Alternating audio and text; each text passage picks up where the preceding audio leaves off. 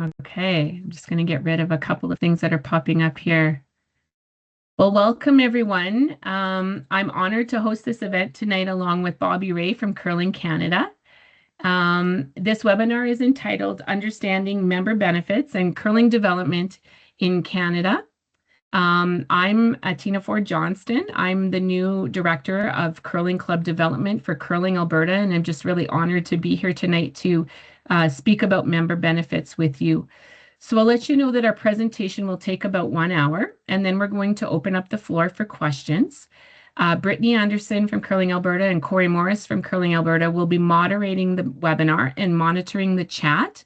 They're also going to monitor the Q&A button at the top. So we encourage you to put any questions you may have in the Q&A part of or use that icon at the top, and we'll address those questions at the end of our presentation today. So, and as you can see, your video and microphones are currently off because we are recording this webinar, and we will record up until the Q&A session, and then the Q&A will be transcribed as well so that you can access this at a later time. Or if you have friends who are not able to join us tonight and want to watch this webinar, they'll be able to do that later. I think that's it for that one. I'm going to move forward here. So our agenda for this webinar tonight will focus on Curling Alberta member benefits, and then Bobby Ray will focus on Curling Canada's member benefits. And as I mentioned, there will be a Q&A session at the end. This webinar is being recorded, as I mentioned, and we will post it on Curling Alberta website for any clubs who could not attend or for you to review the contents in the future. Now, this page has a little embedded video, but what I need to do now is I'm going to stop sharing my presentation. I'm going to show you the video and then I'll return to the presentation. Before I do that, I'll just let you know that on the Curling Alberta website, you will find information about member benefits, and this updated video will be on there as well. It provides insights into how the individual curler fee supports curling across Alberta, and more importantly, provides insights into how the individual curler fee supports your local curling clubs. All right, I'm going to stop sharing.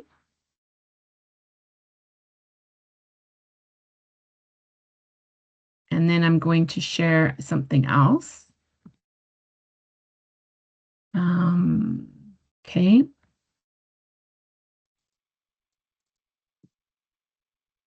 And Corey or Brittany, could you let me know if you can see this? You can? Okay. And I'm going to play just a little bit just to see, make sure you can hear it, and then I'll stop. Curling Alberta is proud to support over 100. You can hear it? Okay. We're going to start it over again just to show you the video. There we go. Curling Alberta is proud to support over 185 curling centers along with their membership of over 30,000 curlers province-wide. We have been working hard to increase participation in the sport, create more opportunities for training and development, and help local curling centers access support and new fundraising opportunities. All curlers that play in a league 4 or more times in a season pay an annual curler fee of $22 as part of their regular registration fee. By making this small annual contribution, curlers will play a fundamental part in securing the future of the sport in Alberta. Curling Alberta is here to provide resources and services that are valuable to individual curlers around the province, to the curling centers where they practice their sport, and to the overall future of curling in Alberta. Whatever your specific club's challenges or opportunities, we are here to support you. We offer the following programs and services: access to funds from gaming, including casino fundraisers and online raffles; subsidized turnkey programs such as Ready to Rock, Hit Draw Tap, and Rockfest aimed at introducing youth to the sport; ability to host provincial qualifiers and championships, Alberta Tour Provincials, and other events; access to Curling I.O., a free online registration program; access to the Curling Alberta Business of Curling Conference; equipment loans, including the inflatable express rink, and our mascots, Rocky and Rosie, to promote curling in your community; ability to host or attend ice tech and coaching courses; access to the graduates of the Association of Curling Professionals program; Affiliated curlers have access to benefits and development opportunities of all kinds, including personal accident insurance while playing at your own club or any Curling Alberta member club, discounts on budget car rentals using the discount code, ability to participate in Curling Alberta and Curling Canada sanctioned competitions, access to Sport Check Members Week with a discount ranging from 30 to 70% off. To learn more about all the benefits and opportunities that come with being a member, visit our website. Together, we can ensure a bright future for curling in Alberta. Thank you for being a part of our community. Join us and continue to support the sport we all love. Okay, so I'm going to start sharing that. I'm going to go back to my presentation and I'll do it from the beginning. Oops, sorry. Escape, hold on. Present my presentation here.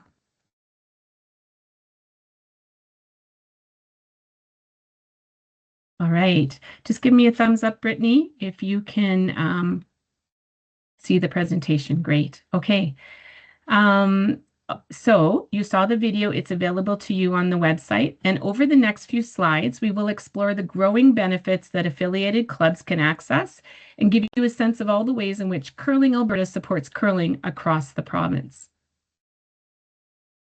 Whoops. So one of the member benefits we have is club professional development, events, and networking. As a member, you have access to webinars, annual awards, celebrations, discounts, club support documents, and tailored consultations. There's just a reminder on here as well that our annual award ceremony, which usually takes place in the spring, will occur on October 18th this fall. And I believe invitations have been sent out. So please don't hesitate to reach out if you have questions or you need more information about this event. We also have some webinar plans that we'd like to share with you for this year. We want to highlight the creative ideas that clubs across the province find useful for building club membership. So this is currently in the design stage.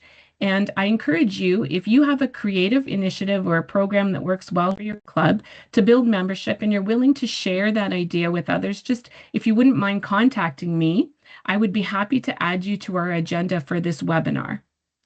We also are planning a marketing and social media webinar coming up later this season that will help your club marketing initiatives and also support teams in your clubs who have social media accounts. Additionally, we are planning a webinar in early October that will be specific to AGLC regulations and how your club can benefit from the Mega Club 50/50 raffle, which was announced and launched today.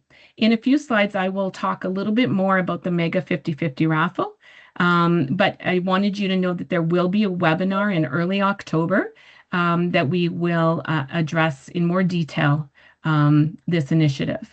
There's also a youth webinar series beginning in September, and we are thinking about planning a webinar that's specific to ice tech knowledge for club curlers. If you have any other ideas around this, I'm always willing to listen to some great ideas and areas of interest so we can further develop webinars that suit your needs at your local levels. I want you to know as well, I'm also speaking with other provinces about webinars that they have already produced that might be useful for our clubs in Alberta, and I'm hoping to find a few of those webinars to offer you as well. So please keep an eye on my weekly emails to clubs for further information about this.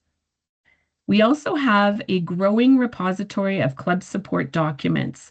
So as you can see, we have waivers, insurance claim forms, job descriptions, interview questions, OH&S documentation, of course, information about policies and procedures, etc., etc.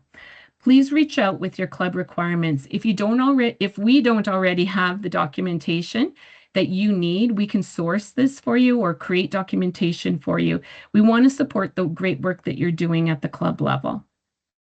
And networking is another member benefit. This season, I'm hoping to establish an online ringside chat for member clubs. So I'm going to reach out to you with more information about this networking opportunity once it's developed. Currently, though, we have a Facebook page for member clubs, and I encourage you to join our Facebook community if you aren't already on there so that you can connect with each other and establish those networking opportunities. In addition to this, please know that your affiliation with Curling Alberta provides you with discounted registration to attend Curling Canada's Business of Curling Symposiums. And I'm sure Bobby will speak to this during his presentation. Discounts, funding, and partnerships, another member benefit. So as a member of Curling Alberta, you have access to gaming funds, grant application consultation and support, Curling IO, and scholarship applications. At Curling Alberta, we are seeing exciting partnerships developing, and we're continually looking for benefits that affect you directly as our member clubs. I will continually share out initiatives with you via my weekly emails to member clubs. And one of the exciting initiatives that we are launching today, as I mentioned earlier, is the Mega Club 50/50 raffle. So I'll just talk to you a little bit more about that. The Mega Club 50/50 raffle is one of the initiatives where proceeds are directed back to directly back to your local clubs. We are today inviting your club to participate in a province-wide 50/50, which will run throughout the month of November to raise funds, as I mentioned, for your local curling clubs. All net proceeds are generated from your club and will be directed back to you. So this is how it works. You just simply tell us you're interested. And if you require assistance for filling out any forms, please contact myself or Corey Morris. We'd be happy to help you through the process. And there are 2 documents to fill out prior to October 20th. You would have received a link and the forms in the email today that I sent to member clubs, and I'll continue to include the link each week with the forms until October 20th. There's also going to be, as I mentioned, a webinar at the beginning of October where we will share information and answer any questions that you have. Once you are registered, what happens is that the ticket sales will begin on November 1st and they will close on November 30th. The draw will take place at our Curling Alberta main office on December 1st. And in order to help you sell tickets to your community members that are directed back to your local club, Curling Alberta will provide you with ready-to-use graphics and promotional materials to print or post online, making it easy to share with your members and your local community. Raffle ticket purchasers will have the chance to support the club of their choice simply by using the feature called In Support Of on the raffle box purchasing page. So the more that you can share the promotional material with your club members and supporters and larger community, the greater the fundraising potential for your local club. As I mentioned again, the webinar with details of this Mega Club 50/50 raffle and information about AGLC regulations will take place in early October. So keep an eye out for more information about that. Okay. Another membership benefit are competitions and championships. Affiliated clubs have the opportunity to bid to host sanctioned events. And there are many reasons that clubs choose to bid to host competitions, and here are just a few. So hosting competitions and events helps to build capacity through the development and participation of coaches, athletes, officials, and volunteers. Hosting really gives the opportunity for you to develop the curling facility and key resources both within the club and the communities. This may also lead to hosting other large-scale events in the future. And hosting promotes curling as a whole and may inspire people to become curlers and members of your club. Hosting can harness economic benefits for the curling club and the community by generating significant exposure for your club and your sponsors. Hosting also presents an opportunity for revenue generation for your curling club and potentially for your community as well, because there's increased economic activity through visitor spending during these events. Hosting provides an avenue for community connectedness, engagement, legacy building, and civic pride. It enhances volunteerism, develops skills such as leadership and expertise within the club and the community, and it provides an opportunity to recruit and train on key community and club needs, such as sponsorship, marketing, and fundraising. It provides an opportunity also to engage the youth in your community and minority groups and maybe introduce them to the sport of curling. So this season, we are very lucky to have over 20 member clubs hosting sanctioned provincial events. We encourage your club to consider ways in which you can also be involved in hosting. And I also hope to hear from you with any questions or expressions of interest. And both Corey and I are here to help you along the way if you are interested in hosting events. So another member benefit is training and certification.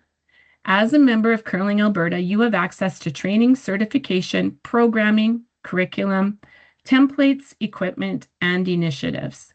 So we're going to start with the gold box on the far left, coaching courses. This season, we have 6 confirmed club coach courses with more locations and dates in the works. In addition, we have 3 confirmed competition coach courses. You will notice that the one club coach course is actually youth focused and only 1 day in Fort McMurray, whereas the other ones are 2-day courses. And as I mentioned, more location and dates are in the works. For the competition coach course, we are actually moving towards a hybrid style later this season, which means it will include a combination of online and in-person training. It's currently in the pilot project stage, and I'll learn more about it in September. And our hope is to be able to offer that style of competition coach course to you later in the season. So watch out for more details to come here with that. Recently, we also hosted our second cohort of ACP training at the Saville Center in August, just recently, actually. And this is the second year of this initiative, and I'm sure Bobby will speak more to this in his presentation. ACP stands for the Association of Curling Professionals. And I'll go down a little bit here. Ice technician courses are in the blue box. So through our partnership with AARFP in Alberta, so this is the Association of Recreation Facility Professionals, who offer training for ice technicians in all different kinds of sports across the province. We have partnered with them to deliver our ice technician courses for assistant ice tech and head ice tech. So we have 2 confirmed ice tech courses so far this season, with about 4 or 5 more in the planning stages currently. In addition, Curling Canada is also offering their competition ice tech course in Cochrane in November. And we are going to have about 2 or 3 Alberta-based ice techs who are ready to take this training and certification attend this course as well. In the middle, you will see programs, curriculum, and initiatives. So in addition to the courses that we offer, both Curling Alberta and Curling Canada have programs, curriculum, and initiatives available for member clubs. Even though Curling 101 and Try Curling events is not included on this list, but should be, you can access full support materials for those events as well. And Ready to Rock, we're really proud of the Ready to Rock program. There's a school initiative and a community initiative. This is actually, it was developed and created here in Alberta. And it includes access to a coach for the first on-ice session and all support material for continuing the program at your club afterwards. 2 other programs on there I'm going to highlight tonight are School Bonspiel and Educators Cup, which are Curling Canada initiatives, and we're both very successful in different provinces in Saskatchewan and Prince Edward Island. And Curling Canada has offered templates in case you're interested in running these programs at your clubs or learning or wanting to learn more. So just reach out to us if you're interested in that. Through your membership, we also have equipment that clubs can borrow. So you saw in the video that it talks about the express rinks, which are blow-up curling rinks, and they're quite popular. And we also have rocks and rings. So I'll talk about the express rink first. Just wanted you to know that the express rink on September 6th is very popular because Chestermere Curling Club is borrowing the express rink, and they're going to use it during their community parade to highlight curling in their community. Airdrie Curling Club is also borrowing the other express rink that day for their community registration day, and they said that last year it was a huge hit in their community. So we're looking forward to it being very successful again this year. Our partnership with Rocks and Rings has provided us with access to 4 sets of this equipment as well. So please just reach out to us, and we'll connect you with the right people if you're interested in borrowing the equipment or accessing the curriculum, the programs, or the templates that I mentioned here. Marketing and communications, of course, is another member benefit. So as an affiliated club with Curling Alberta, you have the opportunity to access a Canva license. Canva is a marketing tool. And in this tool, you can create graphic designs to help market initiatives and events in your club. So for instance, I know that many clubs use Canva to create bonspiel posters that they can print or maybe share out on their social media accounts. Curling Alberta's account allows for 50 licenses in Canva, and I just want you to know that currently all of those accounts or those licenses are filled. However, we are reaching out to all clubs with a Canva license to see if they plan to use their license again this season. If not, we may have spots open up, and I will let you know in my weekly email to clubs if licenses are available. Otherwise, our marketing coordinator, Raymond Vanstone, could provide support for your club as he also has access to the Canva account. Raymond also has included a few tips and tricks for using Canva on this slide. He talks about the good templates that they have, how they have an excellent tool for removing background information or backgrounds in your photos. And he also has a selection of how-to courses. You will be able to access that link when in the recording. And if you don't, or if you want access to that link sooner, please let us know. I'll just send that link out to you as well. Also, keep a lookout for valuable tips that he'll add to my weekly emails to all the clubs. He'll have a marketing and social media section on there, probably monthly, to give you some tips. Curling Alberta's website allows for higher search engine optimization, which we call SEO, through the use of analytics and optimal functioning features. This really means that when people search for curling clubs, Curling Alberta's website will appear at the top of the search function. And the map feature that we include on our Curling Alberta's or on our website also helps people to easily find clubs in their area. And in turn, we are hoping that this helps to make access to your club website more accessible. And something really exciting and we're very proud of this year that I want to highlight in the gold box below is our pilot project. So Corey Morris has come on as our relationship manager. And so we are so proud to offer a 2-year pilot project that's starting right now. And the opportunity is open to about 50 curling clubs across Alberta. Currently, I believe Corey has at least 30 clubs signed up for this opportunity. So if you're interested in this, please reach out to her. We'd love to fill this pilot project with about 50 clubs. Her mandate is to build stronger relationships with clubs in order to provide solutions for growth and success.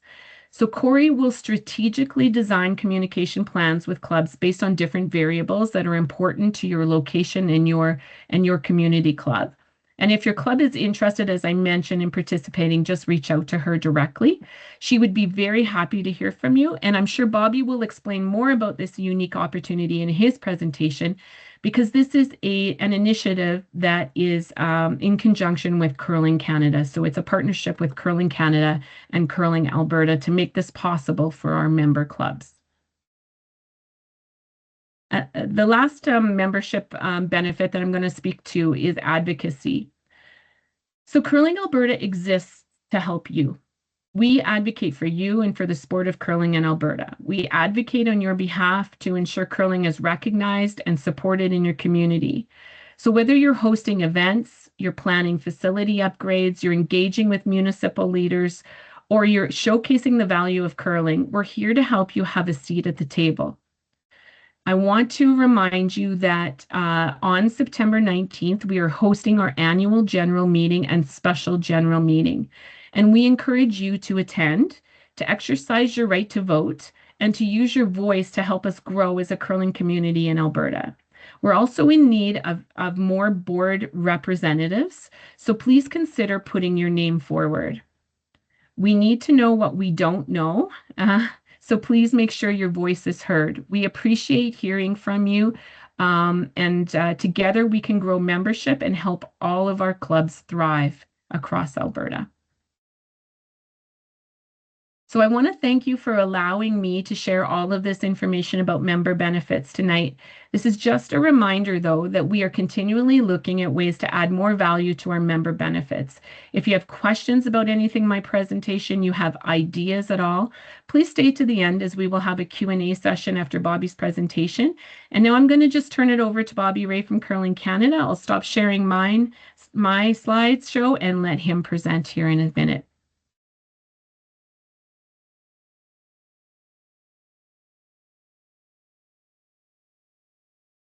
Thanks, Satina. You can see me and hear me okay? Yes, thanks, Bobby. Perfect. No problem.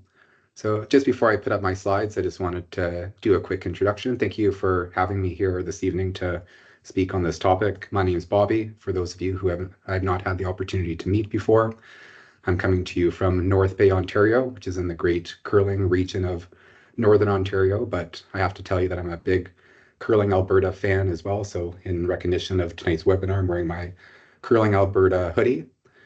I quite enjoy working with your team, and Atina and Corey are new around these parts, but already they've hit the ground running.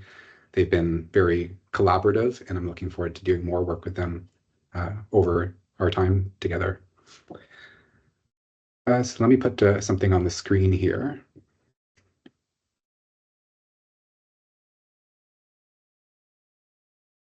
And Atina, can you just confirm that you can see that? I can see you, but not the rest of the group. Perfect. So an interesting fact that I often share about myself is that I've been working in the sport of curling since my first job at the age of 15. I worked in a curling club for 14 years, 10 of those as a curling club manager. And then I've had the great pleasure of moving on from that career to work for the Northern Ontario Curling Association for a bit. And then I've been about 3 years in my current position with Curling Canada, where my portfolio is club development and member services. You can see on this slide, there's a brief description of what those two things are.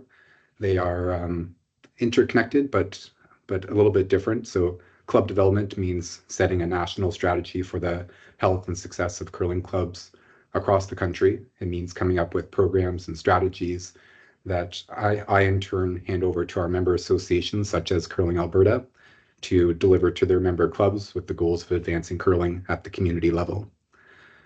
And then member services involves providing value to Curling Canada's 14 member associations. So what you might notice as part of my presentation and this part of the webinar is that a lot of this content is really what does Curling Canada do for Curling Alberta? Just like Curling Alberta exists to serve its 180 plus member clubs, Curling Canada's core purpose is to exist and serve its 14 members. And when we do this successfully, we like to think that Curling Alberta is better for it, that the curling club in exchange is more successful, and that together we're introducing more people to the sport of curling. So club development is one portfolio, but as far as member services go, Curling Canada offers many services to Curling Alberta, including fan engagement, youth development, sports safety, education, and much more. And you can see a picture of my trusty partner here as well. Veronica Bernard is our member services coordinator at Curling Canada.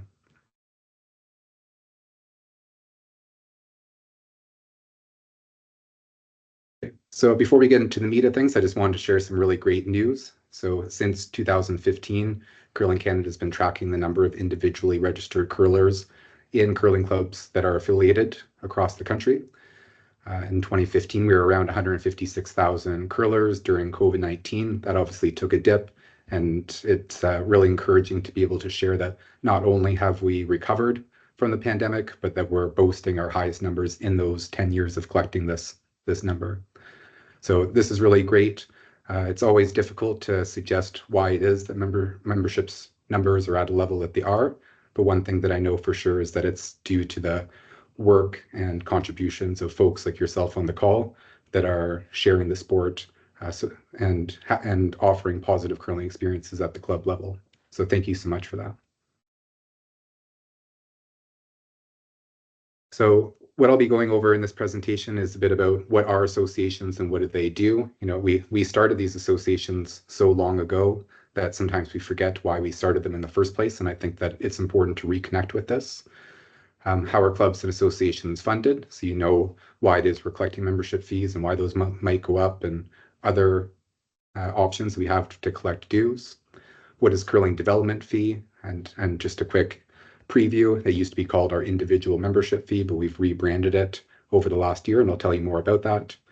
Why is the price increasing? How is it reinvested in the curling system?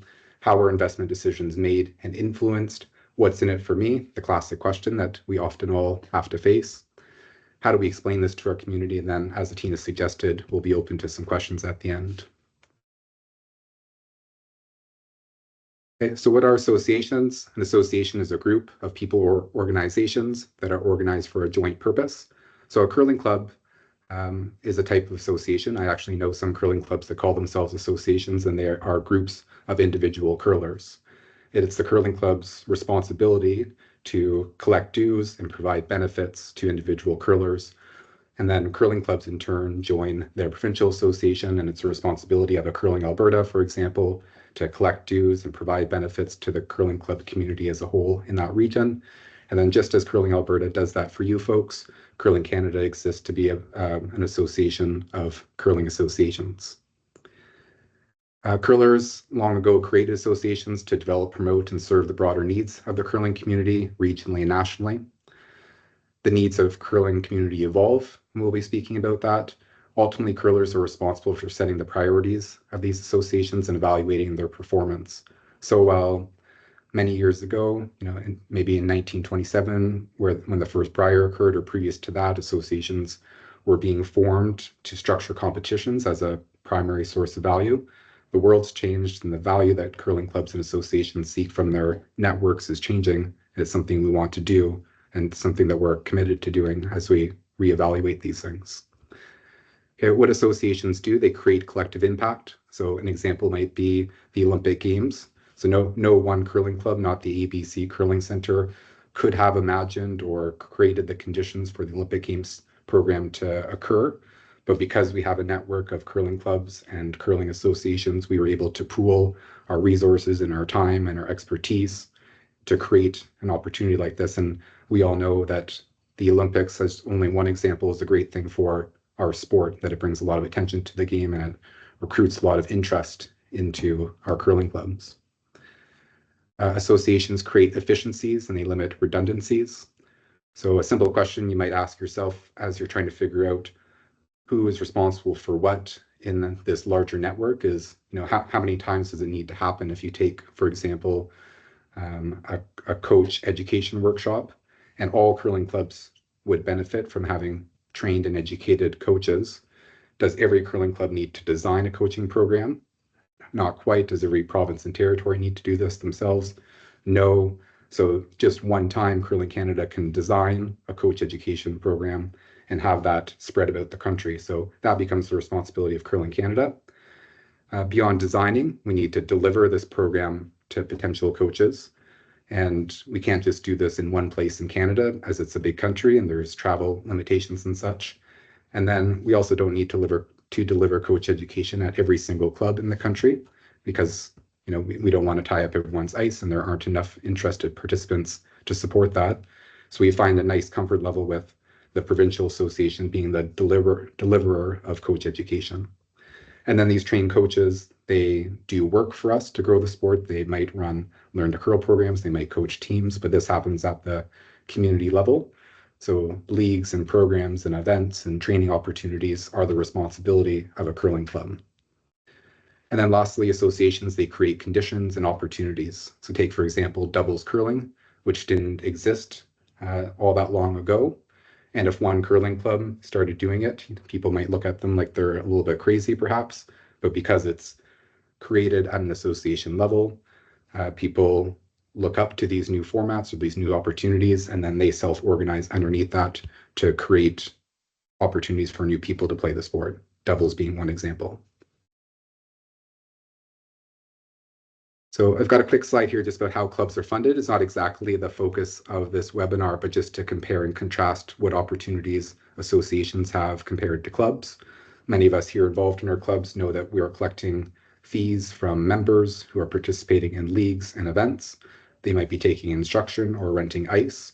And then we have other opportunities to sell beverages and food, maybe to generate revenue from pro shop merchandising. And at the bottom, you can see sort of our least core functions, but things that we still engage in to generate revenue for our clubs are fundraising, advertising and sponsorship, grants, facility rental for non-curling. And when we're coaching curling clubs, we're always recommending that they reconnect with what we call their founder's mentality. So what was the reason that your curling club was built in the first place, and to kind of focus on that. And we believe that a more sustainable curling operation is one that is generating most of its revenue from what it was designed to do, while maintaining some diversity of revenue sources, as you can see here. But none of us went into the curling business to engage in fundraising and write grants and be in the wedding planning business. We are doing this in pursuit of the sport of curling. Again, just to compare and contrast, associations have fewer opportunities to generate revenue to support the things that they do. You'll see at the bottom, they also have government funding, but that's an ongoing challenge. Most of our regional curling associations in Curling Canada have not received any increase in government funding in the last decade. In fact, Curling Canada received a decrease in government funding just recently. Corporate sponsorship is challenging to maximize. Some of our member associations are able to generate proceeds from event operations, but not all of them, certainly not the smaller jurisdictions. And so really the two main ways that an association would generate revenue is through competition entry fees and membership fees. And as I sort of suggested earlier, we were maybe just built in the first place to organize a lot of competitions, but the world is changing where fewer of our curlers are engaging in that program, but more of our clubs are asking for support in different ways. So we're having to look to membership fees to support that as the core revenue source. I put up a diagram here, but a little bit about the Canadian government system. I won't stay here too long, and it's, our system is a little bit different than this, but I think that the average curler thinks about the curling governance system like the Canadian government system that we all know. And what I can tell you where it's different is that in the government where we pay taxes, we are paying taxes to our municipal government, our provincial government, and our federal government, each independently. And we have a vote of who represents us in all of those decisions in each of those levels of government separately. And we receive benefits from each of those three levels of government separately. As you can see on the next slide, the curling system is a bit different. I understand why we think that it works more like the system on the previous page here, because most clubs, when you pay your fee at the beginning of the season, you make a contribution to your club, sort of the biggest portion of your membership fee. Then there's a fee that goes to Curling Alberta. Then there's been $2 that's turning into $5 that goes to Curling Canada. And we feel like we should be receiving some sort of benefit from all three of those bodies. But there's a little bit of a disconnect in how we charge for curling membership and then how it actually works on the back end. And I wanted to show you that. So the technical truth of it is that individuals join their curling club, that curling clubs are members of Curling Alberta, and that Curling Alberta is a member of Curling Canada, and the benefits, as you can see, they sort of trickle down from one to the next, eventually ending up at the individual level, but without there being a direct connection like the previous example. So it's just a different way of showing it here. Member curlers pay a per capita fee in most instances, or they pay a fee to their member club. Then it's expected that their member clubs pay a fee to the MA, that stands for Member Association, or PTSO stands for Provincial Territorial Sport Organization, and then fees are passed along. So in the 2024-2025 season, the one that's just completed, the $2 per person that we collected per registered curler across the country amounted to about $316,000 for Curling Canada in their Curling Development Fund. As we transition to $5 in this coming year, we estimate about $790,000 in the 25-26 season in that fund to be reinvested in the development of the sport nationally and trickling down. This is just an infographic that we created to sort of keep the information high level. It might be posted in a curling club for the average curler that's asking questions about this. So again, we've rebranded curling development fee from individual membership fee for the reasons that I've explained, is that the individual curler in the curling club in Canada is not in fact a member of Curling Canada. So that wording, individual membership fee, was a bit misleading. We wanted to change it to curling development fee to demonstrate that people were making an investment in growing the sport and that it was something that they were giving back to the sport without any expectation of return. And not that there isn't a return. I think there's a ton of resources and benefits that Atina did a good job of explaining. But the key thing is that we pay into this to make the sport better for everyone across the country. This is just an example of a 1-year curling development fee budget. This is my budget. This is something that I've never done before. I've never shown curling clubs kind of behind the curtains of where this money gets spent. But I think it's important to do as we're asking for quite a significant increase in the investment that curlers are making. What you should know here is because this is a 1-year budget, things change from year to year. Like, we don't always spend the exact same amount of money on everything in every year. We tend to do our budgeting over a 4-year period, sort of like an Olympic cycle. And you can see, like, in this season that's coming up, we're projecting a loss, but that's okay, so long as over a 4-year period, we've balanced out the money that we've collected. So there's a graph there to show you how it breaks out. There's some programs that folks here might be familiar with in the table on the left.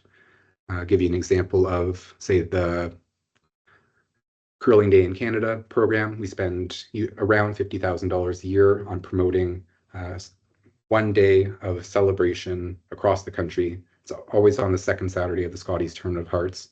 And what might look like a large sum of money at $50,000 is actually not that much once you start to break it down and say, if all of our provinces and territories did this independently, so if we divided this number by 14, it would cost them about $3,500 in this case. Well, we know if they went at it alone, it would cost them quite a bit more. So all these national budget items, even when I started this role, I thought that they looked high, but once you start to dig into them and understand that they're being applied at a national scale, it starts to make more sense. There's some asterisks in here, so I'll just explain those. So if you look at the second row, for example, it says youth development and engagement. The asterisk is just to indicate that we're spending more money than this on youth development and engagement, that the curling development fee contribution is satisfying 30% of that. And we have other ways of contributing to that program, from donors and grants and proceeds from event operations and so on. There's 2 asterisks beside the ACP program and the Women in Curling program, because these programs also have a user fee component to it. So the user fee is driving some of that revenue, and then we're subsidizing other parts of it. If you take the ACP example, that's our workforce development program called Association of Curling Professionals. The long-term goal is for that to be a self-sustaining program where curling professionals paying to maintain a professional designation fund that program. But as we know, it's difficult to get something off the ground. We believe in what it's going to create for our sport, so we're giving it some seed funding to get started.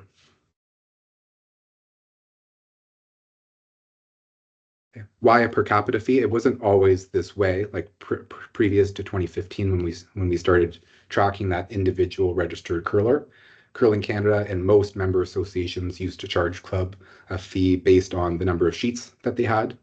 But we found that it was inequitable, because that would mean that a 6-sheet facility that had 200 curlers was paying twice as much as a 3-sheet facility that had 400 curlers. So paying per sheet didn't quite make sense in that way. So we transitioned to a per capita fee or a per person fee inside of clubs. We believe that the per capita fee is incentivizing to the whole system. So as we want to be a partner in the success of the growth of the game across the country, Curling Canada gets paid when the sport grows, and we think that's incentivizing in the right way.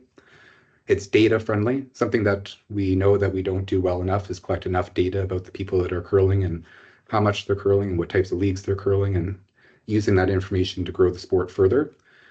So creating, member profiles and then having that information shared with a provincial association or a national association is facilitated more easily when you pay a fee, and that fee gets passed along to each organization with data. So that's one of the reasons. We think it's budget friendly, so no curling club has to guess what they're going to spend on curling development fee or membership fees to associations in any given year, because it'll be a fee that you add on to a membership fee, and every new person that you have just gets passed along, almost like a tax. And then there's a sense of ownership. So we know that in the sport of curling, community is our superpower, and we want people to know that they're making a difference when they pay that curling development fee.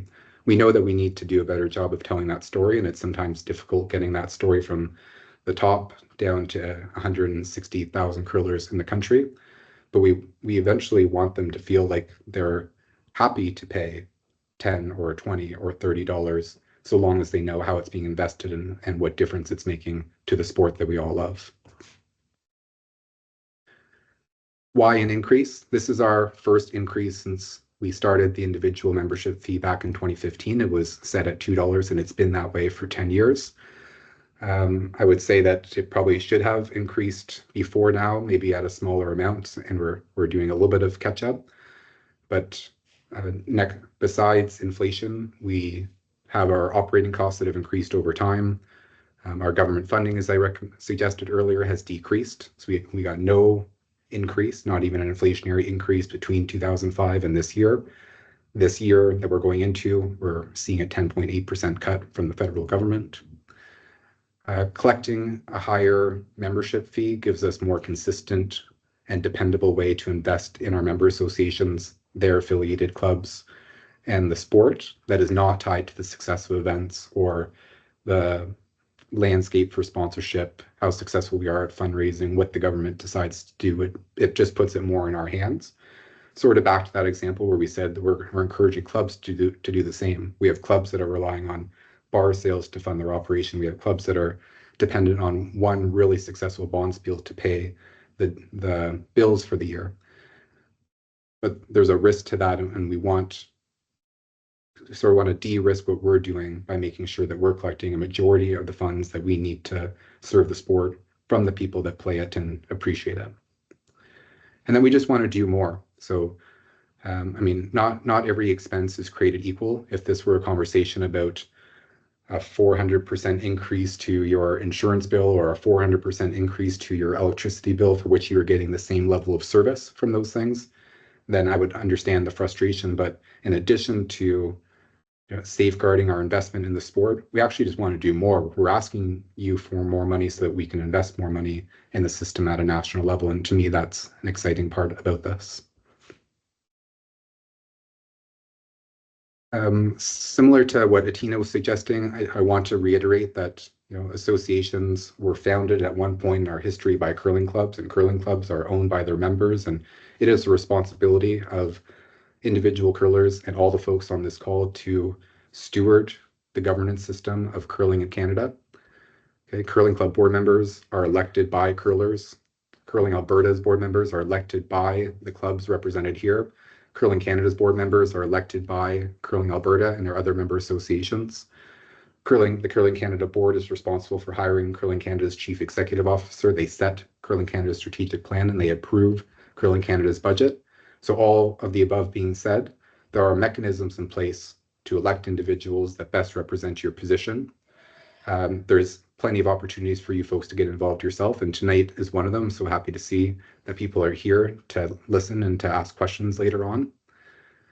And there's mechanisms to submit feedback, whether that's official or unofficial conversations with folks that work for your association. It's attending your annual general meetings. It's attending any opportunity to speak to your association. It's answering the surveys when they go out in emails and so on. So we get some clubs that maybe feel like they're not getting the level of service that they want, or they don't understand why a fee is going up. And you see on the right side, I always say, don't unaffiliate, participate. You can make change within the curling system. I've seen it and participated myself, but the best way to do that is from the inside, and we can make the sport better.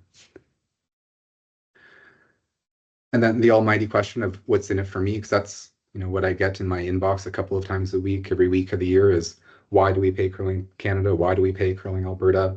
And it's a difficult thing to answer, because we want to say that you get a discount here and you get a competition there, but at the highest level, when everyone pays that amount into the system, we get a healthy sport. If we have a healthy, high-performing Curling Canada It means they can make bigger investments in their associations. We have healthier curling associations. As a result, we have healthier curling clubs. If we have healthier curling clubs, there are healthier curling experiences. We have healthier participation. All that together is a healthy sports system, and each of us have a role to play in that. More importantly, maybe we're asking the wrong question. So the next time someone asks us, what's in it for me? I wonder if we ask back to them, what's in it for us? What's in it for curling? And what if we didn't? So we will take questions in a little bit, but I'm going to switch slides and just really quickly show you a document that we created this year for our member associations.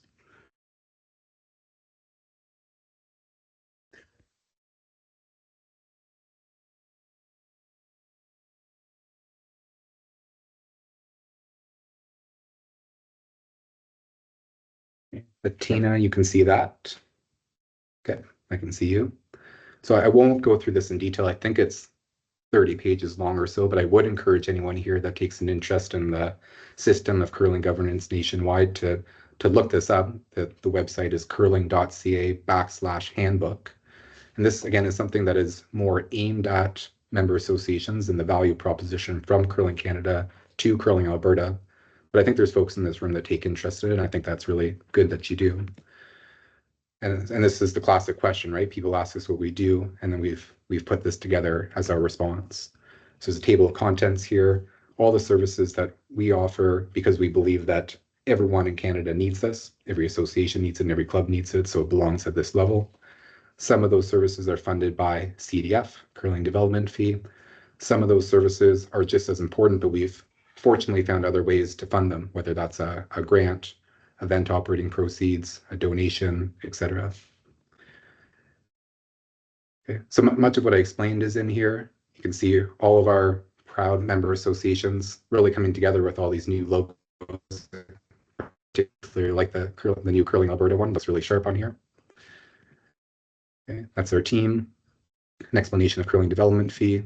But I just wanted to give you an example here. So as you go through each slide, it'll take on a new program. But if we went to Business of Curling, and I'll focus on this because we're actually celebrating 30 years of the Business of Curling program. It was launched in 1995, and it's one of the programs that we're most proud of, is that for each of our programs, we describe what it is. And then more important than that, something we've not done before, and I couldn't find anywhere before we wrote these descriptions this year, is why we do it. I think it's the case with so many things is people will make an investment so long as they know why it is and they understand what difference it's making. So this example is we say, for business curling, curling clubs can experience a variety of challenges adapting to the ever-changing environment in which they operate. Meeting the challenge of sustained success in the marketplace has prompted clubs to reimagine their approaches to delivering curling at the community level with a business mindset. Curling clubs thrive under conditions where the best people with the best information make the best decisions. The Business of Curling program is an investment in creating these conditions and in developing the people that champion the growth and sustainability of the sport at the community level. So that's why we do Business of Curling. That's why we were in Red Deer a couple months ago, and we had a really great group there sharing amongst themselves, a mixture of expert speakers, sort of a fun theme, but it's an investment in the folks that show up every day at the curling club to advance the sport. And we do the same for Curling Day in Canada, as well as ice tech training, and so on and so forth. Okay, we get to this section that are other services. Again, we just fund these by other means. But we have a capital assistance program. We do coach development. We do competition ice technician development. We offer fan experiences. Okay, we invest in high performance programming, national championships recognition, scholarships, and sport integrity. So I'm going to stop there. Atina, I'll turn it back to you, and I'm happy to hang around as long as possible to answer questions. Thank you very much, Bobby. It's a real pleasure to have you here and your expertise. So I do hope that you hang around for the question piece because I'm fairly new in this role. And so I do appreciate your insights and your expertise in this area. Corey and Brittany are in the background here, and I think you're going to moderate our question and answer time. So we'll maybe stop the recording. I think you have done that. And invite people if you want to turn on your videos, you can do that. If you want to open up your microphones and ask questions, that's fine. But I believe